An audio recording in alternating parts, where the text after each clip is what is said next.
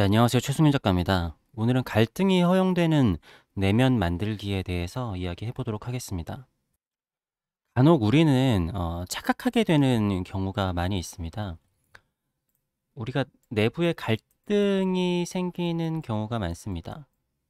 그러니까 어떤 게 답일까라는 것에 대해서 너무나 혼란스러운 거죠. 그러면은 사람들은 이 혼란을 굉장히 빨리 타파하고 싶고, 이렇게 내면에 답이 내려지지 않고 혼란스러운 게 비정상이 아닐까라는 착각을 하기도 하고, 뭐 자괴감에 빠지기도 합니다. 남들은 명확한 목표와 명확한 답을 가지고 앞으로 나가는 것 같은데, 나만 이렇게 혼란스럽고, 나만 너무 갈등이 많은 것 같고, 그렇게 된단 말이죠. 하지만 사실 진짜로 건강한 사회라고 하면은, 그러니까 제가 한 사람은 하나의 사회나 한 나라라고 했잖아요. 그래서 진짜로 건강한 뭐 사회에는 갈등이 용인되는 사회입니다. 갈등이 뭐 많아도 상관없어요. 그러니까 뭐 갈등이 좋다는 얘기가 아니라, 그러니까 갈등이 많아도 끄떡없는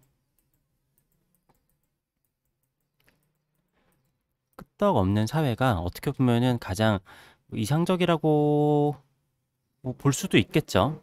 그러니까 예를 들어서 우리나라에도 굉장히 많은 갈등이 있잖아요. 그래서 많은 사람들이 진짜 우리나라처럼 갈등이 많은 나라가 있을까? 이렇게 생각을 하지만 사실 다른 나라들도 갈등은 굉장히 많이 있습니다.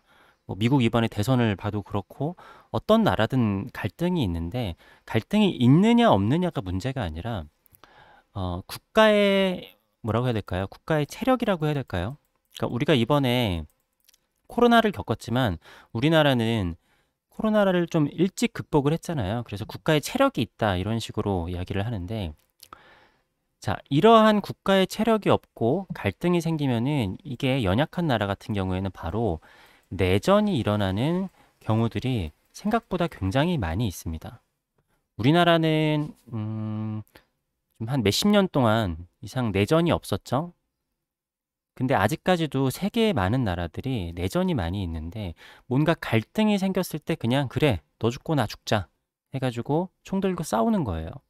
근데 아직까지 우리나라는 갈등이 있는 것 때문에 쓰러지지는 않았죠. 계속 갈등이 있고 그것에 대해서 논의를 하고 있고, 물론 이게 이상적이라는 게 아니라 불만이 있으신 분들도 많이 있겠지만, 그렇지만 그 갈등이 있는 상태에서도 우리나라는 계속 발전을 하고 있다라는 거예요.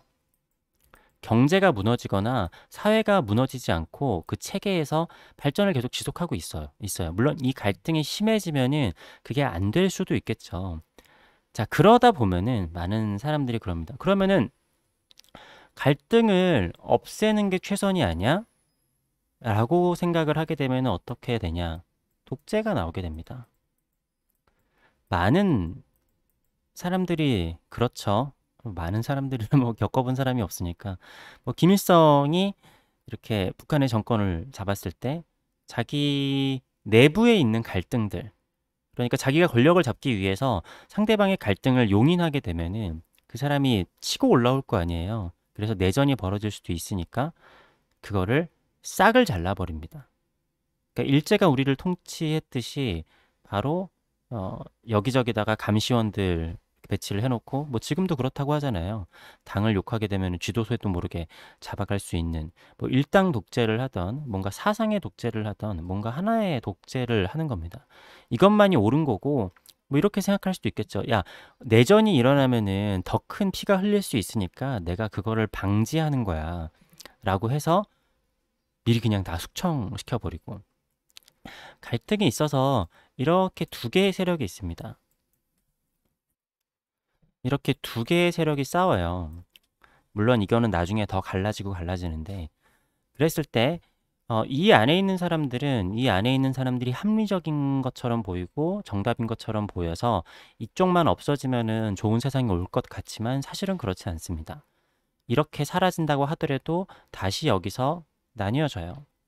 그거는 세상 어떤 역사를 보더라도 이 사회 자체가 함몰되지 않은 이상 또 이런 경우도 있죠. 내부의 분열 때문에 다른 나라에 먹히게 되는 경우가 있습니다. 그러면은 다시 뭉치게 될 수도 있겠지만 그래서 독립을 하게 된다. 독립을 한다고 그래도 다시 갈라집니다. 제가 항상 이야기하는 반대의 법칙에 의해서 사람들은 항상 갈라지게 되는 거죠. 그래서 요 반대편이 없어지더라도 또 다시 요렇게 싸우게 됩니다. 그러니까 문제는 뭐냐면은 이렇게 갈라져서 싸우는 게 문제가 아니라는 거예요. 이거는 굉장히 자연스러운 현상입니다, 사실은. 지금까지 모든 인류뿐만이 아니라 어, 뭐 진화의 과정도 그렇고 동물들도 마찬가지죠. 이렇게 분열을 겪고 다시 그것이 합쳐지고 그러면서 세상이 이루어지고 있는데 중요한 거는 자, 사람이 내면에 뭔가 문제가 생기지 않는 사람은 없어요. 내면에 갈등이 없는 사람도 없고 자기만의 속상한 일이나 뭐 여러 가지 문제점들이 없는 사람은 없습니다. 내가 봤을 때 다른 사람들은 다 행복해 보이고 나만 이런 것 같겠지만 다른 사람들도 다 어려운 일이 있고 다 힘든 일들이 있습니다. 그러한 갈등이 생겼을 때 내면의 갈등이 생겼을 때 이것이 순식간에 나를 잠식하게 되는 경우들이 굉장히 많아요. 아주 작은 건데 예를 들어서 어디 식당에 갔어요. 식당에 갔는데 종업원의 서비스가 조금 마음에 들지 않았어요. 그런데 그거를 못 참겠는 거죠. 그래서 흥분을 하고 화를 내고 갑자기 종업원한테 가서 싸대기를 날립니다. 그러면 안 되는 거잖아요. 그러면 안 되는데도 내면의 갈등을 이겨내지를 못하는 거죠. 그러니까 종업원이 어, 서비스를 뭐 개판으로 했어요. 개판으로 했으면은 누구나 약간 화는 날 겁니다.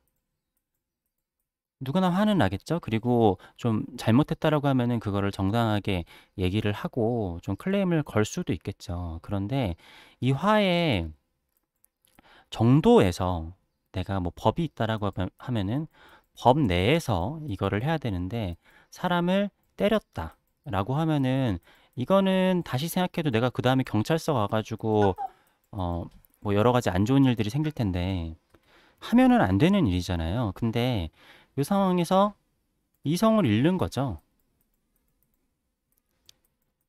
그러니까 이런 사람 같은 경우에는 내면이 어, 이런 얘기 해도 될지 모르겠는데 제가 이 영상을 보고 계신 소말리아 분들이 계시다면 죄송하지만 지금 거기는 뭐 거의 무법천지인 나라잖아요. 내면이 소말리아 같다라고 보시면 되는 거죠.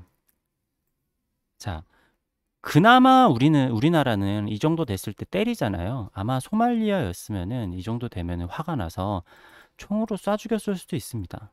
네. 이런 나라가 정상으로 보이나요? 그렇지는 않죠. 그리고 이런 식으로 조그만 잘못이 있을 때 잘못은 있고 사실은 잘못이 없는데도 혼자서 이성을 잃는 사람들도 있는데 그런 사람들을 우리가 좋은 사람이라고 보지는 않죠. 그리고 그런 식으로 행동하는데 뭐 좋은 작가일 수도 있겠지만 저는 아무리 좋은 그림을 그린다고 해도 이런 사람이라면은 뭐 좋게 보이진 않을 것 같습니다. 자, 물론 실수는 있을 수 있습니다. 실수. 저도 그렇고, 저도 그렇게 좋은 사람은 아니에요. 누구나 실수는 해요. 실수는 하는데, 이것으로 인해서, 반면교사를 삼아서, 이제 공부,